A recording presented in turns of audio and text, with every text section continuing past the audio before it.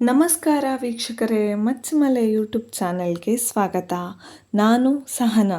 ಎಲ್ಲರೂ ಹೇಗಿದ್ದೀರಾ? ಖುಷಿಯಾಗಿದ್ದೀರಾ ಅಂತ ಅಂದ್ಕೊಳ್ತೇನೆ. ನಮ್ಮ ಜೀವನದಲ್ಲಿ ಒಂದು ಹೊಸ ಅಧ್ಯಾಯ ಶುರು ಮಾಡ್ತಾ ಇದ್ದೇವೆ ಅಂತ ಹೇಳಿ ಒಂದು ವ್ಲಾಗ್ ಹಾಕಿದ್ದೆ.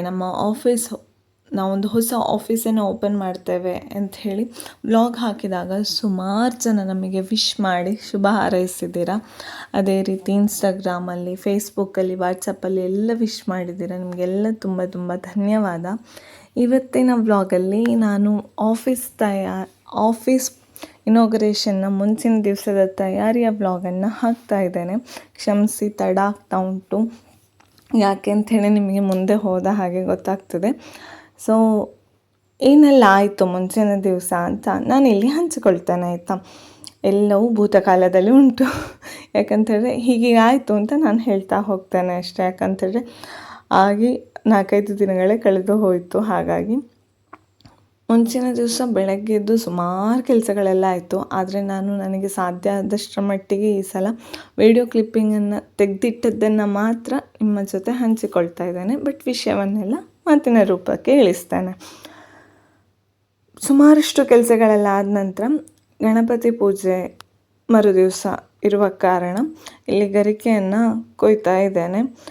ನಾನೇ ಗರಿಕೆ ಕೊಯ್ಯೋದಕ್ಕೆ ಬುಟ್ಟಿ ಹಿಡ್ಕೊಳ್ತೇನೆ ಅಂತ ಹೇಳಿ ಅವಳು ಬುಟ್ಟಿ ಹಿಡ್ಕೊಂಡಿದ್ದಾಳೆ. ನೋಡಿ, ಸುಮಾರು ಹೊತ್ತು ನಿಂತುಕೊಂಡಿದ್ಲು. ಆಮೇಲೆ ಅಲ್ಲೊಂದು ಪೈಪಿನ ಮೇಲೆ ಕೂತ್ಕೊಳಿಸಿದೆ. ಇಲ್ಲಿ ಕೂತ್ಕೋ, ನಾನು ಕೊಯ್ದು ಹಾಕ್ತೇನೆ ಅಂತ. ಬಿಸಿಲಿಗೆಲ್ಲ ಒಣಗಿ ಹೋಗಿತ್ತು. ಆಮೇಲೆ ಇನ್ನೊಂದು ಕಡೆ ನನಗೆ ಸ್ವಲ್ಪ ಚಂದದ ಗರಿಕೆ ಸಿಕ್ಕಿತ್ತು. ಮೊದಲು ಕೊಯ್ಯುವಲ್ಲಿ ಸಿಕ್ಕಿದಷ್ಟನ್ನು, ಈಗ ಕೊಯ್ತಾ ಇರೋದಲ್ಲಿ ಸಿಕ್ಕಿದಷ್ಟನ್ನು ಕೊಯ್ದುಕೊಂಡು ಹಾಕ್ಕೊಳ್ತಾ ಇದ್ದೇನೆ ಇಲ್ಲಿ. ಅದಾದ ನಂತರ ಕೇಪುಳ ಹೂ ಕೂಡ ಸ್ವಲ್ಪ ಬೇಕಿತ್ತು. ಹಾಗಾಗಿ ಅದನ್ನು ಕೂಡ ಕೊಯ್ದುಕೊಂಡೆ. ಸಂಜೆ ಕೊಯ್ದುಕೊಳ್ಬೋದಲ್ಲ ಅಂತ ಅನ್ನಿಸಿದರೂ ಸಹ ಒಂದೊಂದು ಕೆಲಸದ ನಡುವೆ ಬಾಕಿಯಾಗಿ ಹೋಗ್ತದೆ. ಇಲ್ಲಿ ಹೋಪ ದೇವರೊಳ ತಾನೇ ಒಳಗೆ ತಗೊಂಡು ಹೋಗ್ತಾನೆ ಅಂತ ಅವಳು ನಾನು ಕೊಯ್ಯುವಾಗ ಹಿಡ್ಕೊಂಡವಳು ಒಳಗೆ ತರುವಲ್ಲಿವರೆಗೂ ಅವಳೆ, ನಾನೇ ಹಿಡ್ಕೊಳ್ತೇನೆ ಅಂಥೇಳಿ.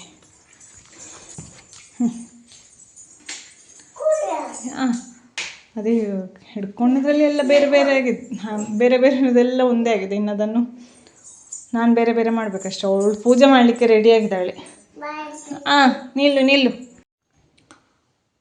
ಅದು ಫ್ರೆಶ್ ಆಗಿರಲಿಕ್ಕೆ ನೀರೆಲ್ಲ ಹಾಕಿಟ್ಟಾಯಿತು. ಈಗ ತುಳಸಿ ನಾಳೆ ಅಷ್ಟು ಬೆಳಿಗ್ಗೆ ಬೇಗ ಕೊಯ್ಲಿಕ್ಕಾಗೋದಿಲ್ಲ. ಮುಂಚಿನ ದಿವಸ ಕೊಯ್ದಾದರೂ 12 ಗಂಟೆ ಒಳಗೆ ಕೊಯ್ದಿಡಬೇಕು. ಹಾಗೆ ಒಟ್ಟಿಗೆ ಗರಿಕೆ ಕೂಡ ಕೊಯ್ದಿಟ್ಟೆ. ಕೇಪುಳೆ ಇದು ಸಂಜೆ ಕೊಯ್ಬೋದಿತ್ತು, ಬಟ್ ಆಗೋದಿಲ್ಲ. ಆಫೀಸಿಗೆ ಅದಕ್ಕೆಲ್ಲ ಹೋಗ್ಲಿಕ್ಕಿರುವಾಗ, ಸೊ ಈಗ ಪುರ್ಸೊತ್ತಿರುವಾಗ ಕೊಯ್ದಿಟ್ಕೊಂಡೆ. ಇವತ್ತು ಅಂತಲ್ಲ, ಯಾವತ್ತೂ ಸಹ ಅಷ್ಟೇ.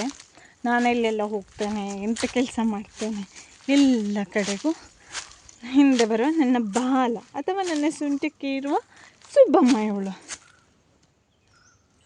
ಅವಳನ್ನೇ ಹೇಳೋದು ಅಂತ ಗೊತ್ತಾಗಿದೆ. ಹಾಗೆ ಒಂದು ಸೀರೆ ಎಷ್ಟು ಜುಟ್ಟುಂಟು ನೋಡಿ ಬಿಟ್ಟಕ್ಕನಿಗೆ ಇವತ್ತು ಕೂಡ. ನೋಡಿಲಿ ಹಿಂದೆ 4 ಜುಟ್ಟು, ಒಂದು ಕ್ಲಿಪ್ಪು ಎಲ್ಲ ಉಂಟು. ಅವಳಿಗೆ ಪಾಪ ಸೆಕೆ ಆಗ್ತದೆ.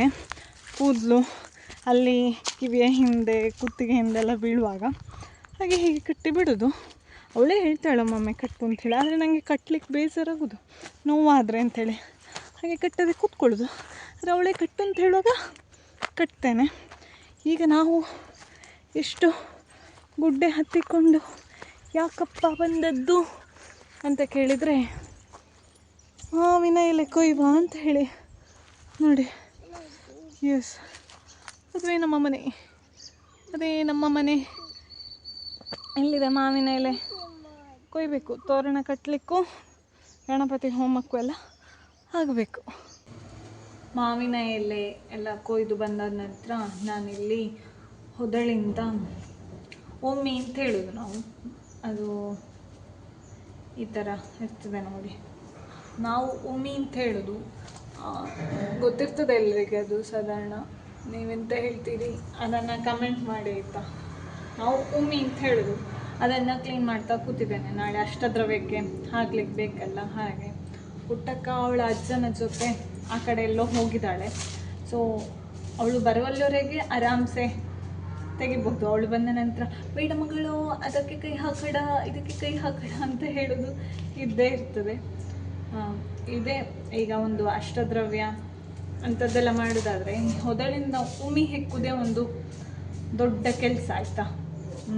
ಇಲ್ಲದಿದ್ದರೆ ಹಾಗೆ ಹಾಕೋರಿದ್ದಾರೆ, ಇಲ್ಲ ಅಂತಲ್ಲ, ಆದರೆ ಚುಚ್ಚಿ ಬಿಡ್ತದೆ ಅದು ಹೆಚ್ಚಿನ ಪಾಲು ಗಂಟ್ಲಿಗೆ. ಆಮೇಲೆ ಸೀದಾ ಹೋದರೆ ಹೊಟ್ಟೆ ಒಳಗೆಲ್ಲ ಇರ್ತದಲ್ಲ ನಮ್ಮದೆಲ್ಲ ಬೇರೆ ಬೇರೆ ಪಾರ್ಟ್ಸ್, ಅದಕ್ಕೆಲ್ಲ ಚುಚ್ಚಿಕೊಳ್ಳುವ ಸಂಭವ ಹೆಚ್ಚು. ಆಮೇಲೆ ಇದ್ರ ಜಗ್ದ್ರು ಹುಡಿ ಆಗೋದಿಲ್ಲ ಅಷ್ಟು ನೀಟಾಗಿ ಹಾಗೆ.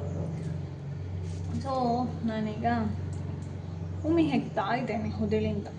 ಇಷ್ಟರ ನಡುವೆ ಬೇರೆ ಬೇರೆ ಕೆಲಸಗಳು ಸುಮಾರಾಗಿ ಸಾಗಿತ್ತು, ಎಲ್ಲವನ್ನ ವಿಡಿಯೋ ಮಾಡ್ಕೊಳ್ಳಿಕ್ಕಾಗಲಿಲ್ಲ. ಎತ್ತಿಕೊಂಡಿದ್ದಾಳೆ ನೋಡಿ ಈಗ ಸುಬ್ಬಮ್ಮ, ಅಲ್ಲೆಲ್ಲ ಹೋಗಿ ಅಜ್ಜಿಯ ಕೈಯಿಂದ ಕುಂಕುಮ ಹಾಕಿಸಿಕೊಂಡಿದ್ದಾಳೆ ನೋಡಿ, ಕಾಣ್ತದ?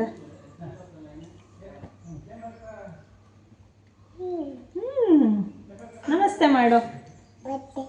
ಪೂಜೆ ಉಂಟು ಬನ್ನಿ ಹೇಳಿ, ಸಾರಿ ಹೇಳಿ, ಬನ್ನಿ ಪೂಜೆ ಉಂಟು, ಪೂಜೆ ಉಂಟು ಬನ್ನಿ. ಅಪ್ಪ ಅಮ್ಮಂದು ಆಫೀಸ್ ಓಪನ್ ನಾಳೆ 6ನೇ ತಾರೀಕಿಗೆ ಬನ್ನಿ. ನಿಮಗೆ ಲ ಉತ್ಸರ ಎಲ್ಲ ಬರಬೇಕಷ್ಟೇ, ಪುಟಾಣಿ ಅವಳು. ಸೊ ಇಲ್ಲಿ ಚಿಚ್ಚಿ ಪಿಚ್ಚಿ ಭಾಷೆಯಲ್ಲಿ ಮಾತಾಡ್ತಾಳೆ.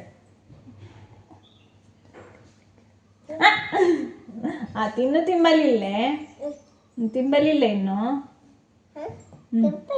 ಸೂಪರ್ ಇದ್ದ. ಇನ್ನು ತಿಂಬಲಿಲ್ಲೇ,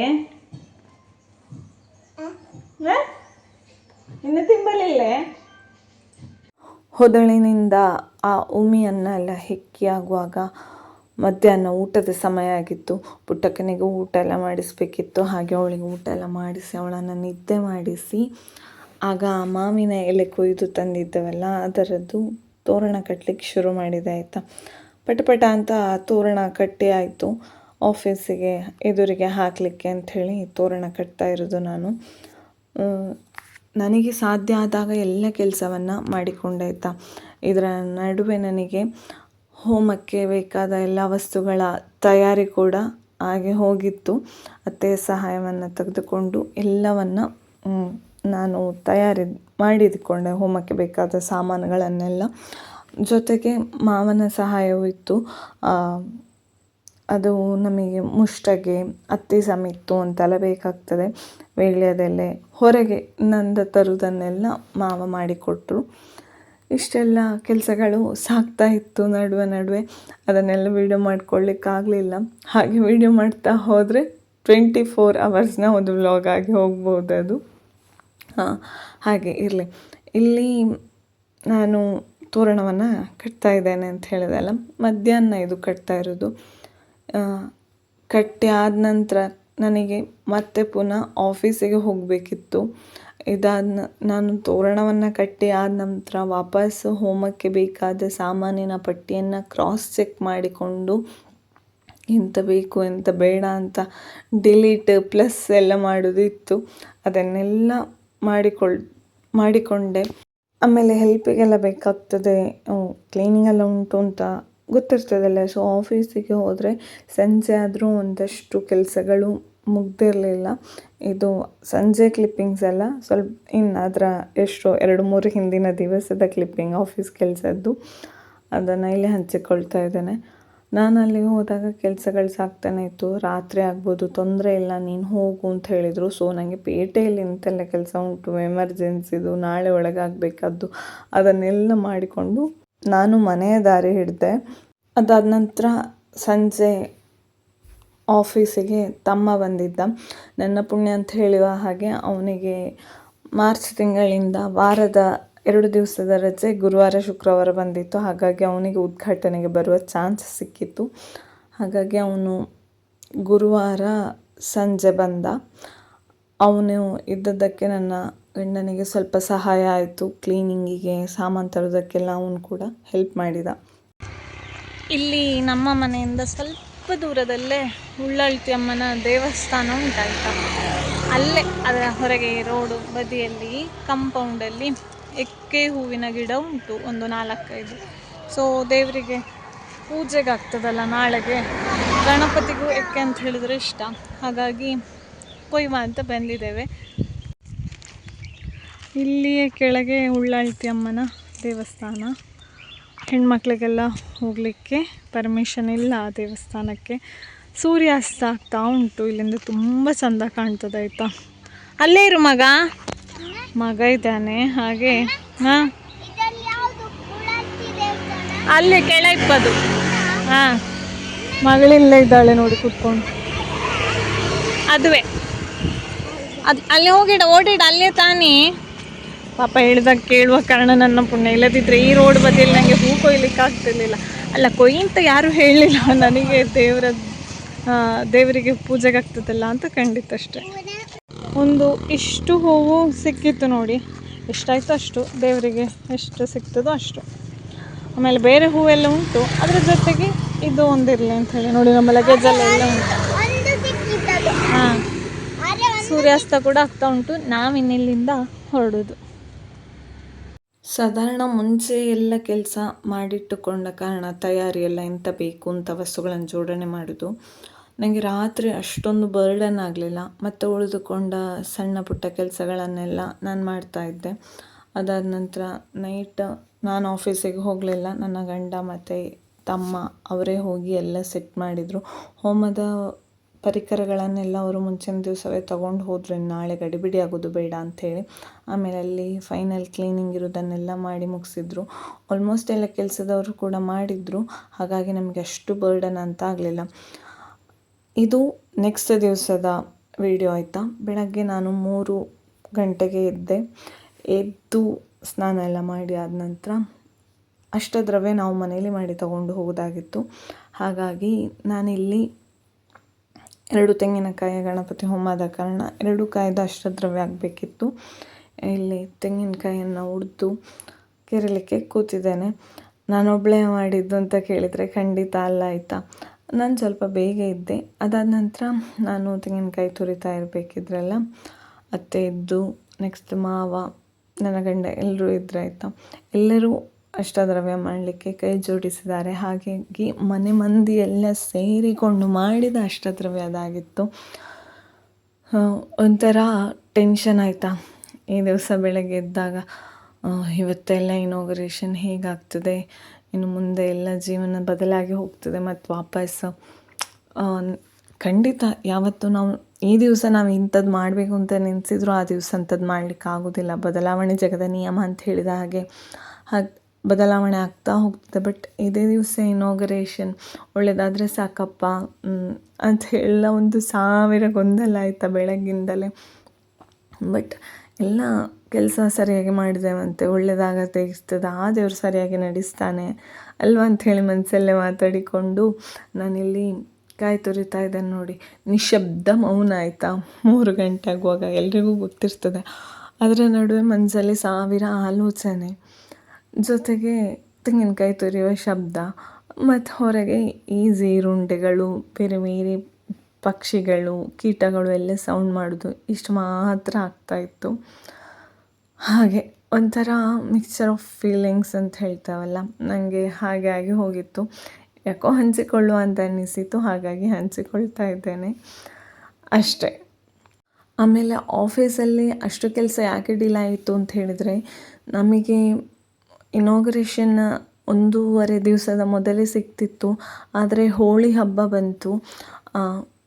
ಕೆಲಸದವರು ಹಿಂದಿಯವರಾಗಿದ್ದರು. ಅವರು ಹೇಳದೆ ಕೇಳದೆ ಹೋಳಿ ದಿವಸ ರಜೆ ಹಾಕಿಬಿಟ್ರು, ಹೋಳಿ ಆಡಲಿಕ್ಕೆ ಅಂಥೇಳಿ. ಅದು ನಮಗೆ ಸ್ವಲ್ಪ ಎಡವಟ್ಟಾಯಿತು. ಆದರೂ ಅದೆಲ್ಲ ಇಂಥ ಎಡವಟ್ಟನ್ನೆಲ್ಲ ಮುಂದಿನ ಕೆಲಸಕ್ಕೆ ಬಾರದ ಹಾಗೆ ನೋಡಿಕೊಂಡು ಅಂತೂ ಇನಾಗ್ರೇಷನ್ನ ಮುಂಚಿನ ದಿವಸ ಸಾಧಾರಣ 8 ಗಂಟೆ ಆಗುವಾಗೆಲ್ಲ ಮುಗಿಸಿ ಕ್ಲೀನ್ ಮಾಡಿ ಎಲ್ಲ ಕೊಟ್ಟರು. ಪುಣ್ಯಕ್ಕೆ ಕ್ಲೀನ್ ಕೂಡ ಮಾಡಿ ಕೊಟ್ಟರು. ಪುಣ್ಯಕ್ಕೆ ನಾವು ಹೇಳಿದ ಸಮಯಕ್ಕೆ ಸರಿಯಾಗಿ ಕೆಲಸವನ್ನು ಕೂಡ ಮಾಡಿಕೊಟ್ಟಿದ್ದಾರೆ. ಯಾರು ಇಂಟೀರಿಯರ್ ಮಾಡಿದ್ದು ಅದನ್ನೆಲ್ಲ ನಾನು ಆಫೀಸಿನ ಟೂರ್ ಮಾಡುವಾಗ ಹೇಳ್ತೇನೆ. ತುಂಬ ಚೆಂದ ಮಾಡಿಕೊಟ್ಟಿದ್ದಾರೆ. ನಮಗೆ ಬೇಕಾದ ಹಾಗೆ ಅದನ್ನೆಲ್ಲ ಮುಂದೆ ಹೇಳ್ತಾ ಹೋಗ್ತೇನೆ. ಅಂತೂ ಸರಿಯಾದ ಸಮಯಕ್ಕೆ ಕ್ಲೀನಿಂಗ್ ಎಲ್ಲ ಮಾಡಿಕೊಟ್ಟದ್ದು ನಮ್ಮ ತಲೆಬಿಸಿ ಒಂದು ಮಟ್ಟಿಗೆ ಇಳಿಲಿಕ್ಕೆ ಕಾರಣ ಕೂಡ ಆಗಿತ್ತು. ಇದರ ಜೊತೆಗೆ ನನ್ನ ಗಂಡ ಮತ್ತು ತಮ್ಮ ಬರುವಾಗ ರಾತ್ರಿ 1 ಗಂಟೆ ಆಗಿತ್ತು. ನಾನು ಮಲಗಬೇಕಿದ್ರೆ 12:30 ಕಳೆದಿತ್ತು. ಮತ್ತು ಪುನಃ 3 ಗಂಟೆಯಿಂದ ಕೆಲಸ ಶುರು. ನಾನಾಗಲೇ ಹೇಳಿದ್ದೆ ನೋಡಿ, ನಾವು ಮನೆಯವರೆಲ್ಲ ಸೇರಿಕೊಂಡು ಮಾಡಿದ ಅಷ್ಟದ್ರವ್ಯ ಅಂತ ಹೇಳಿ. ನಾನು ತೆಂಗಿನಕಾಯಿ ತುರಿದಾದ ನಂತರ ಬಾಳೆಹಣ್ಣು ಕೊಚ್ಚಿಟ್ಟಾದ ನಂತರ ಇಲ್ಲಿ ಬೆಲ್ಲ ಕೆರೆಸ್ತಾ ಇದ್ದೇನೆ. ಜೊತೆಗೆ ಅತ್ತೆ ಕೂಡ ಇಲ್ಲಿ ಕತ್ತಿಯಲ್ಲಿ ಬೆಲ್ಲವನ್ನು ಕೆರೆಸ್ತಾ ಇದ್ದಾರೆ. ಫಾಸ್ಟಾಗಿ ಅದದ್ದು ಮೆಟ್ಟು ಕತ್ತಿ ಅಂತ ಹೇಳೋದು ನಾವು ಅದನ್ನು, ಅದರಲ್ಲಿ ಕೆರೆಸಿದ್ದಕ್ಕಾಗಿ ಆಯಿತಾ, ಸ್ವಲ್ಪ ಗಟ್ಟಿ ಇತ್ತು ಬೆಲ್ಲ. ಹಾಗೆ ನನ್ನ ಗಂಡ ಮತ್ತು ಮಾವ ಇಲ್ಲಿ ಕಬ್ಬನ್ನು ತುಂಡು ಮಾಡ್ತಾ ಇದ್ದಾರೆ. ಹಾಗೆ ಒಂದೊಂದೇ ಕೆಲಸಗಳು ಎಲ್ಲರೂ ಕೈ ಜೋಡಿಸಿ ಮಾಡಿದ ಕಾರಣ ಬೇಗ ಬೇಗ ಆಯಿತು. ಮತ್ತು ಇಂಥ ಎಲ್ಲ ಕೆಲಸವು ಆಯಾ ದಿನಕ್ಕಾಗುವಾಗ ಒಬ್ಬನಿಂದಲೇ ಸಾಧ್ಯವಾಗುವುದಲ್ಲ, ಎಲ್ಲರೂ ಸೇರಿ ಮಾಡಿದಾಗಲೇ ಸಾಧ್ಯ ಆಗೋದು. ಹೆಚ್ಚು ಕೆಲಸ ಅವ್ರು ಮಾಡಿದ್ದು, ಹೆಚ್ಚು ಕೆಲಸ ಇವರು ಮಾಡಿದ್ದು ಅಂತೆಲ್ಲ ಬರೋದಿಲ್ಲ ಕೊನೆಗೆ. ಅದು ನಮ್ಮ ಮನೆಯ ಕಾರ್ಯಕ್ರಮ ಅಂತಲೇ ಬರೋದು. ಎಲ್ಲರೂ ಕೈ ಜೋಡಿಸಿ ಮಾಡಿದರೆ ಮಾತ್ರ ಚಂದ. ಅವರವರ ಕೆಲಸವನ್ನು ಅವರವ್ರು ಮಾಡ್ತಾ ಹೋದರೆ ಪಟಪಟ ಅಂತ ಆಗಿಕೊಂಡು ಹೋಗ್ತದೆ. ಸೊ ನಾವೆಲ್ಲ ಮಾತಾಡಿಕೊಂಡು ಆ ವಿಷಯ ಈ ವಿಷಯ ಹಾಗಾಯಿತು ಹೀಗಾಯಿತು ಅಂತ ಮಾಡಿಕೊಂಡು ಹೋದ ಕಾರಣ ಕೆಲಸ ಬೇಗ ಸಾಗಿದ್ದು ಗೊತ್ತಾಗಲಿಲ್ಲ. ಅಷ್ಟದ್ರವ್ಯ ಮಾಡಿದ್ದನ್ನೆಲ್ಲ ಕ್ಲಿಪ್ಪಿಂಗ್ಸ್ ತಗೊಳ್ಳಿಕ್ಕಾಗಲಿಲ್ಲ. ಯಾಕಂತ ಹೇಳಿದರೆ ನನಗೆ ಅಷ್ಟದ್ರವ್ಯ ಆದ ನಂತರ ಅದರ ಜೊತೆ ನಾನು ಬೇರೆ ಬೇರೆ ಕೆಲಸವನ್ನು ಮಾಡ್ತಾಯಿದ್ದೆ. ಹಾಗೆ ತೆಗೆದುಕೊಂಡು ಹೋಗ್ಲಿಕ್ಕಿರೋದನ್ನೆಲ್ಲ ಆ ದಿವಸ ಬೇಕಾದ್ದನ್ನೆಲ್ಲ ಪಟಪಟ ಅಂತ ರೆಡಿ ಕೂಡ ಮಾಡ್ಕೊಳ್ತಾ ಇದ್ದೆ. ಆಮೇಲೆ ಮಕ್ಕಳನ್ನು ಹೊರಡಿಸಿ ನಾನು ಹೊರಡುವಾಗ ಕರೆಕ್ಟ್ ನನ್ನ ಗಂಡ ಹೇಳಿದರು 5:45 ಆಗುವಾಗಾದರೂ ಆಫೀಸಲ್ಲಿ ಇರಬೇಕು, 6 ಗಂಟೆಗೆ ಹೋಮ ಶುರು ಮಾಡುವ ಅಂತ ಹೇಳಿದ್ದಾರೆ ಪುರೋಹಿತರು ಅಂತ ಹೇಳಿ. ಸರಿ ಹಾಗಾದರೆ ಅಂತ ಹೇಳಿ ಪಟಪಟ ಅಂತ ನಾನು ಕೂಡ ಹೊರಟೆ. 5:45ಕ್ಕೆ 5:50 ಆಗುವಾಗ ಕರೆಕ್ಟಾಗಿ ಆಫೀಸಲ್ಲಿ ಇದ್ದೇವಾಯ್ತಾ. ಹುಸ್ಸಪ್ಪ ಅಂತ ಆಗಿತ್ತು. ಮುಂದೆ ಏನಾಯಿತು, ಇನಾಗರೇಷನ್ ಆಯಿತು, ಅದನ್ನೆಲ್ಲ ನೆಕ್ಸ್ಟ್ ಬ್ಲಾಗಲ್ಲಿ ಹೇಳ್ತೇನೆ. ಇದು ನಮ್ಮ ಆಫೀಸ್ ಇನಾಗರೇಷನ್ನ ಮುಂಚಿನ ದಿವಸದ ತಯಾರಿಯ ಬ್ಲಾಗ್ ಆಗಿತ್ತು. ಇಷ್ಟ ಆದರೆ ಲೈಕ್ ಮಾಡಿ ಮತ್ತು ನಿಮ್ಮ ಅನಿಸಿಕೆಗಳನ್ನು ವಿಷಯಗಳನ್ನು ನನಗೆ ಕಮೆಂಟ್ ಮೂಲಕ ತಿಳಿಸಿ. ಈ ವಿಡಿಯೋವನ್ನು ಇನ್ನೊಬ್ಬರಿಗೆ ಶೇರ್ ಮಾಡೋದು ಕೂಡ ಮರಿಬೇಡಿ. ಮತ್ತು ಮುಂದಿನ ವ್ಲಾಗಲ್ಲಿ ಸಿಗ್ತೇನೆ. ಅಲ್ಲಿವರೆಗೆ ನಮಸ್ಕಾರ.